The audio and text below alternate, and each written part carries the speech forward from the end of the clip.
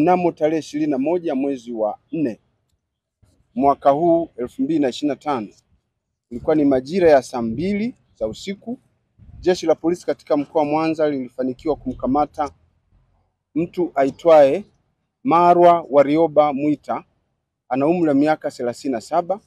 Huyu ni mvuvi na mkazi wa Kanyara, kata ya Bulyanhulu katika halmashauri ya Buchosa wilayani Sengerema.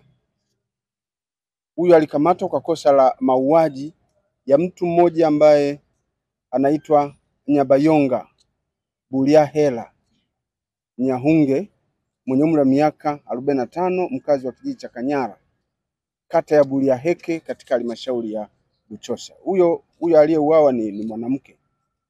Wote walikuwa wakiishi la Sengerema.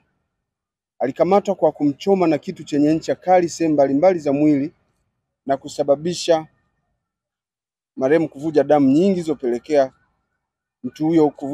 zilizopelekea kifo chake.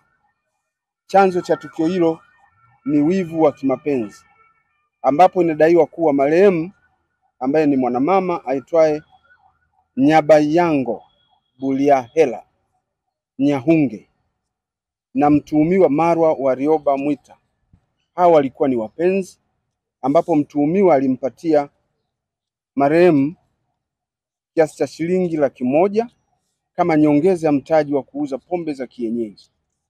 Alimpatia huyo mpenzi wake. Ilipofika tarehe 19 mwezi wa 4 mwaka huu, mtuhumiwa alitaka alipwe fedha zake alizompa marehemu, akidai kuwa anahitaji fedha hizo kwa sababu mpenzi wake anajihusisha katika mapenzi na wanaume wengine. Hali hiyo ilizusha ugomvi mkubwa baina yao, jambo ambalo lilipelekea mtuhumiwa kumuua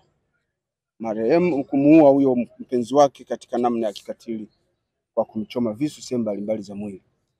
Mwili wa marehemu umefanyiwa uchunguzi wa madaktari na tayari umekabidhiwa kwa ndugu kwa ajili ya mazishi.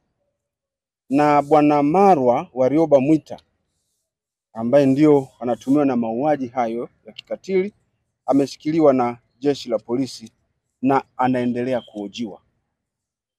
Uchunguzi utakapokuwa umekamilika, hatua za kisheria pia zitachukuliwa dhidi yake. Kama nilivyosema, chanzo cha tukio hilo ni wivu wa kimapenzi. Ili kuwa mwanafamilia bora wa Global TV, usisahau kusubscribe, like, kushare na kucomment. Baada ya kusubscribe, bonyeza alama ya kengele ili kupata taarifa kwa kila video inayopanda Global TV Online.